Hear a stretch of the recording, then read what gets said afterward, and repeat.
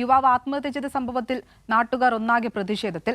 മരിച്ച ദീപകിനെ കുറിച്ച് നാട്ടുകാർക്ക് പറയാനുള്ളത് നല്ലത് മാത്രം. കഴിഞ്ഞ വെള്ളിയാഴ്ചയാണ് ബസ്സിൽ യാത്ര ചെയ്യുകയായിരുന്ന ദീപക് ലൈംഗികാതിക്രമം നടത്തിയെന്ന് യുവതി വീഡിയോ വഴി സാമൂഹ്യ മാധ്യമങ്ങളിൽ പ്രചരിപ്പിച്ചത്.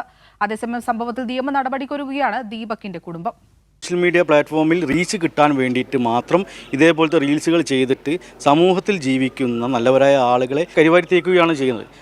അദ്ദേഹത്തെ പോലെയുള്ള ആളുകൾ ചിലപ്പം ഈ ആണിനും പെണ്ണിനും ഈ ആത്മാഭിമാനം എന്ന സംഗതി ഉണ്ട്. അദ്ദേഹം ഈ ആത്മാഭിമാനം നഷ്ടപ്പെട്ടതിനെ കൊണ്ട് മാത്രമാണ് അദ്ദേഹം ഈ ഒരു ആത്മഹത്യക്ക് തയ്യാറായത്.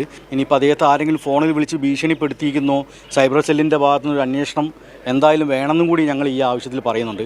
കാരണം എന്താ വെച്ചാൽ അദ്ദേഹം ഈ ബാങ്കിൽ നിന്ന് ഒരു 40,000-45,000 രൂപ വിഡ്രോ ചെയ്തിട്ട് ഇവിടെ വെച്ചിട്ടുണ്ട്. അത് എന്തിൻ്റെ ആവശ്യത്തിനാണോ എന്താണോന്ന് അറിയാം, അത് അദ്ദേഹത്തിന് മാത്രമേ അറിയലുണ്ടാവുള്ളൂ. എന്നാൽ എൻ്റെ മോൻ ചീത്ത സ്വഭാവമുള്ളൊരു കുട്ടിയല്ല. എനിക്ക് വേറൊരു ചീത്ത സ്വഭാവം എൻ്റെ കുട്ടിക്കില്ല. അവരെല്ലാവർക്കും എൻ്റെ കുട്ടീനെ ഭയങ്കര ഇഷ്ടമാണ്. അതൊരു ചീത്ത സ്വഭാവമില്ലാത്ത കുട്ടിയാണ് എൻ്റെ മോൻ.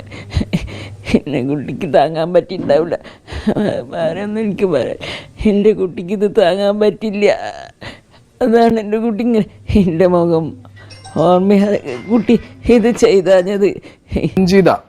ഈ വീഡിയോ ഇട്ട ലേഡി, ഇവരുടെ അക്കൗണ്ട് ഈ വീഡിയോ ഇടുന്ന സമയത്തുള്ളത് 9,250 ഫോളോവേഴ്സാണ്. ഈ ദീപക് എന്ന് പറഞ്ഞുള്ള ഈ വ്യക്തി ആത്മഹത്യ ചെയ്ത ന്യൂസ് പുറത്തു വരുന്നു. അത് ഭയങ്കര വിവാദമാകുന്നു. എന്തിനു വേണ്ടിയാണ് ഈ ലേഡി വീഡിയോ ഇട്ടത്? മലയാളികൾ എന്താ ചെയ്തു കൊടുത്തത്? അവരെങ്ങനെ റീച്ച് ആക്കി വിട്ടോ?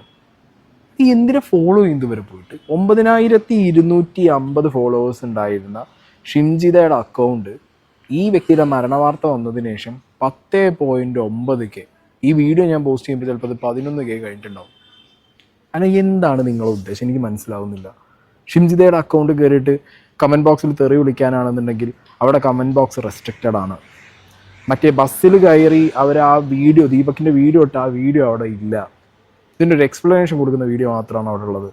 കരുത്, അതായത് ആൾക്കൂട്ടമുള്ള സ്ത്രീകളടക്കം വരുന്ന ഒരു കൂട്ടത്തിലൂടെ നമ്മൾ പോകുമ്പോൾ ഇങ്ങനെ പോവുക. അല്ലെങ്കിൽ വേറൊരു സാധനം ഞങ്ങൾക്ക് കാണിച്ചു തരാം. ഇങ്ങനെ ഞാൻ ഇഞ്ഞിട്ടെടുക്കാം. ഞാൻ ഇതിങ്ങനെ ആക്കും. ഞാൻ ഇങ്ങനെ പോവും. എനിക്കൊന്നും അറിയണമല്ലോ എന്നിട്ട് എന്താ സംഭവിക്കുക എന്നുള്ളത്. ഇങ്ങനെ പോവും. ഞാൻ ഇങ്ങനെ പോവും. കാണിച്ചു തരാം.